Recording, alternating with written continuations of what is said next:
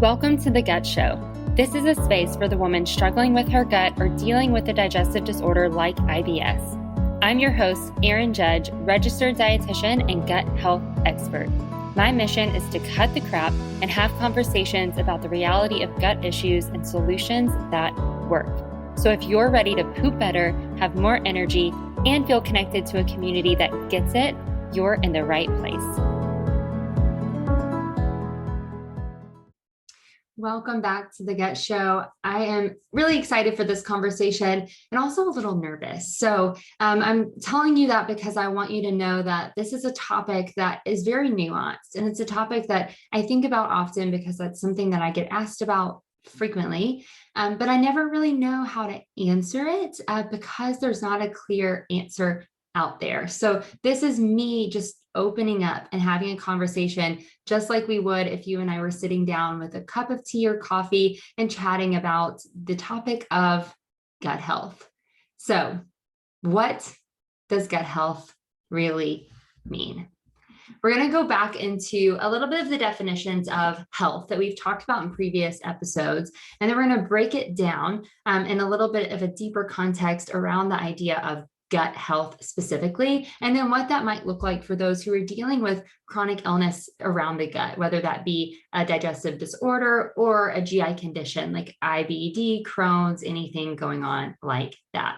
So if you remember the two definitions of health, the original definition is the state of being free from illness or injury. Remember, whenever we talked about that, we said that's not actually a great definition because that doesn't take into account other aspects of health beyond the physical. And so we go by the WHO guidelines, the WHO definition of health, which is a state of complete physical, mental, and social well-being, and not merely the absence of disease.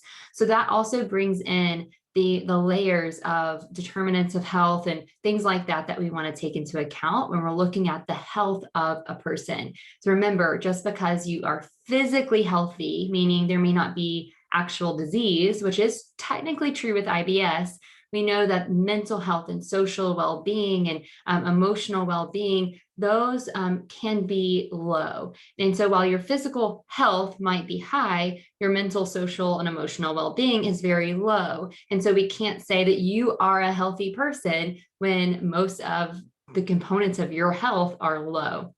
And so the same is true whenever we are looking at the health of the gut. So whenever we break this down to meet that definition, we're looking at a state of complete physical, mental, and social well-being for the gut and with the gut in mind. So that would include physical, proper digestion, absorption of nutrients, elimination of waste, and immune function. So those are our physical aspects of gut health. And that, is the absence of disease would be the absence of inflammation, autoimmune response, dysfunction. And so we're looking at the proper function of the gut as a whole. And then whenever we're looking at the other aspects, so the mental, social, and emotional side, especially mental and social, we know that with mental well-being, that if there is increased anxiety around the way that the gut is functioning, if there is increased depression based on the status of the gut. So while the gut may not be in a place of disease or damage or anything like that, if the makeup of the microbiome and the makeup of bacteria is not optimal to help improve mood and stabilize mood, then that would be a state of an unhealthy gut from a mental well-being and mental health standpoint. We know that emotional well-being, so that kind of goes back into mood. Most of serotonin is produced in the gut. So thinking about emotional well-being is very important. And then social well-being. So if the way that the gut is functioning, or even the way that we approach how we try to improve the health of the gut, if that interferes with social well-being, so that means avoiding relationships, not being able to eat with family, engage in cultural practices and traditions, then that may mean that the social well-being of the gut is actually low, which would create a state of unhealthy, right? It's a lower on that health spectrum. So the way that I would personally define gut health would be that the gut can perform all physical functions effectively without over restriction of diet, without anxiety around the function of the gut, and without so many rules that there is no social life allowed in the gut health plan. So when we're looking at health, we want to look at it as a spectrum, right?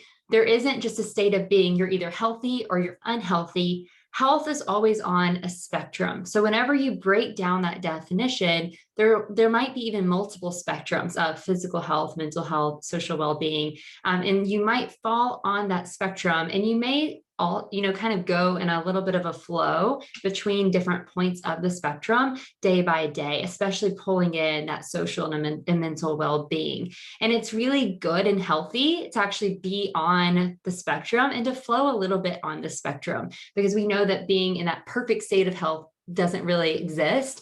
And then the being completely unhealthy probably doesn't exist either. Most of us are going to flow and we're going to continue growing. And that's where awareness really comes into the picture.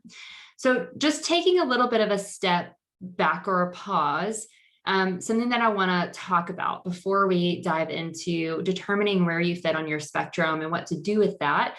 I want to talk about a concept called healthism.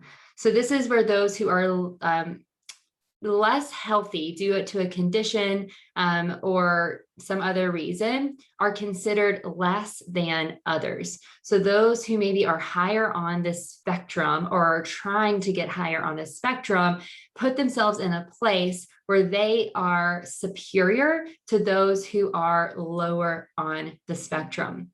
This shows up the most whenever we are in, social media or in our cultural media places, if you will. And it is definitely strong in the area of gut health. So how this might look is saying, oh, well, I only eat organic. And then you're looking down on those who don't eat organic produce. And so there's this idea of healthism that eating organic has somehow put you higher on the spectrum, which then makes you superior. Another part of this could be in the area of IBS management of, okay, well, I have my routines in place and I exercise every single day and I don't eat my trigger foods. And, I make sure that I'm getting my variety, whatever it may be, putting yourself in a place where you are thinking that you are closer to that high end of the spectrum, and that then makes you superior. So then we look down on others who either choose not to be, which is fine, or are not able to be where you may be on the spectrum. Get that? So it's good to understand there are spectrums. We all are on the spectrum somewhere, and there might be some blocks or barriers for some people on that spectrum that will keep them from getting to a higher place. And so instead of thinking about always wanting to be higher on the spectrum and comparing ourselves to others based on our spectrum, it's more important to think about, where am I personally? What barriers are in place for me personally? And what does progress look like for me personally? And then knowing that what is going on for me personally may not be going on for someone else. So I'm not going to compare myself to them, either thinking I'm superior or inferior to them. And I'm also not going to hold them to the standards maybe I've set for myself based on my own spectrum and where I am. It's a lot. This is a conversation I'm actually very excited to have on our private Facebook group, the Gut Community. This is going to be a unique episode in that I think I want to hear your perspectives. I wish you were in the room physically with me, right in front of me, so that you can share your dialogue. So whatever thoughts are coming out, I want you to open up the Gut Community on Facebook right now and start typing them out to share with others the thoughts that are coming through your head when we're talking about the area of healthism, when we're talking about the definition of gut health, and then whenever we're looking at this spectrum and how individual these spectrums might be. So here are some ways that you can start determining maybe your own status of gut health, or start writing out maybe your own spectrums. I think what's most important when you're looking at what gut health truly means is we have the objective kind of measurements that are stuck here. And that's, the function of the gut. So are you digesting food okay? And if you know that you are not, you'll know that there's undigested food in the stool, maybe symptoms like significant gas and bloating, vomiting, reflux. Maybe you're not eliminating food or waste. Those would all be signs that you're not digesting food okay. Are you absorbing food properly? And so here we might see vitamin and mineral deficiencies, things like that. We may see very low energy and fatigue here. We might see rapid weight loss here. Sometimes weight gain can also be linked to poor absorption. If there's inflammation present, which we see with celiac disease, IBD, other autoimmune disorders that contribute to inflammation in the gut, we might not be absorbing nutrients because that inflammation can interfere with the barrier where that absorption takes place. And then, are you eliminating waste properly? So our body has this incredible way of detoxifying. And we love the word detox in the gut health world, right? Because that's where people sell a lot of products. What I want you to think about when thinking about detox is eliminating waste, which happens through urine, sweat, and feces. Urine and feces are the two top ones, right? So are you peeing well? So are you actually peeing? If you're not, that's a sign to go to the doctor. And are you eliminating waste well? So are you having regular bowel movements? And is that process of elimination happening efficiently? So are you having well-formed stool? And then the last piece in terms of the physical component and those more objective measurements is, do you have a condition or a barrier to any of the above that we talked about working properly? So is there barriers in place? And so if you're drawing out your spectrum, you'll have those different pieces to think about. And then you may write lines where you may have barriers. And so the barriers could be if you have a small bowel, short bowel, if you have a colostomy bag, that might change the way that you absorb. If you have IBS, that's very uncontrolled currently, and things are moving either too fast or too slow. If you are dealing with inflammation that hasn't been treated or healed properly, that's going to be interfering. So you want to know what those barriers are. And then within those barriers, what would be the next step or the next steps in order to manage or treat those conditions or take care of those barriers? You may not have them. And if that's true, then that's the reality of where you're living. And that's a barrier that might be in place more long-term. There may actually be steps available. And so that would give you that step-by-step of, okay, what does it look like to move up this spectrum of health from a physical gut health standpoint? And then that may come from providers, or if there are question marks, you can write those question marks out and just ideas of what you think it would look like. So decreasing inflammation, checking gut barrier function, checking to make sure that your body is then absorbing nutrients and utilizing them well, and so on, eliminating waste properly. So knowing what those steps are. Whenever we're looking at kind of the mental, emotional piece, that's where things get a little bit more subjective versus objective. So on that spectrum, some of the questions that you want to ask and navigate are, do you have a good relationship with your body and your gut? So do you actually have a good relationship with your gut? We see this as a lot of distrust with IBS, which we've talked about in previous episodes. And so this is something to assess right now. Do I have a good relationship? Do you have a good relationship with food? So we can't talk about gut health without talking about food. So is there a lot of anxiety around meals? Is there a lot of anxiety around certain types of foods? Is there a lot of restriction in place? That's a sign that there's not a good relationship. And so it's really important to navigate, okay, do I have a good relationship with food? And then how do I feel? And is there anxiety around going to the bathroom and the function of my gut? So is there anxiety around symptoms that I might be experiencing? And then you can go deeper into that around, okay, what mental health pieces are here that could be linked to my gut? Depression, anxiety, fatigue, brain fog, those different things. So kind of navigating, where am I? What does the spectrum look like? And then the same thing, like, are there barriers in place that may either need to be worked on long-term or may not actually change for you specifically? And then going into social well-being. This is where we'll say, are my restrictions holding me back from engaging in relationships with others? Am I isolating myself from others to keep my gut in control? Think about the social well-being aspects of your gut health plan where you fit on that spectrum and what it would look like to move forward, as well as any barriers, again, that are in place.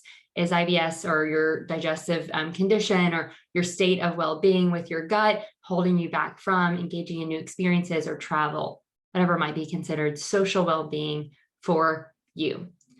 So going through those different questions, processing that out and creating your own spectrum, which I really recommend journaling this out, writing it out, maybe drawing it out, being able to create these spectrums, ask these questions, and then navigate where you are without judgment of where that is, because where you start is okay. It's okay that you're at a certain place on your spectrum. It's okay that your spectrum might look different than mine. Remember, we're not comparing. This is personal. Once you know where you are, you can actually utilize those different prompts and those different questions and utilize the visual of your spectrum in order to determine how you are growing and changing over time. So the goal is to move up the spectrum as much as we can. Again, it looks different for us all. And so whenever we're coming back to assess where we're going and where we have gone, then we can use the prompts to visualize what that looks like. That's a lot of information. I hope that this was a helpful, quick conversation. This is a short episode because it is meant to be more interactive.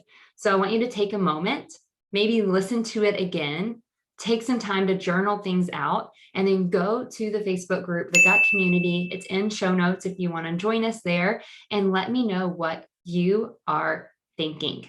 As always, I see you, I hear you, I'm with you, and I cannot wait to get to know you more. So thank you for tuning in, and I'll see you on the next episode. Do you like what you heard? Leave us a review. Do you want to connect with others in this community? Join our Facebook group, The Gut Community, or follow us on Instagram. All links can be found in show notes. Thank you for listening, and we will see you next time on The Gut Show.